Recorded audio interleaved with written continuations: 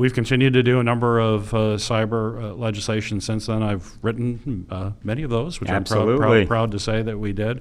The one that was probably most significant was the incident reporting bill, which finally, at the end of this year, we should have the rules where we'll require critical infrastructure to report attacks and ransomware attacks. And it just became clear as I was talking to my colleagues, because some of the businesses didn't want to do that, even though there was some liability protection, and some of my colleagues were a little hesitant with that. But I reminded them that if you're in a war, which we are in cyber, that you need to have situational awareness.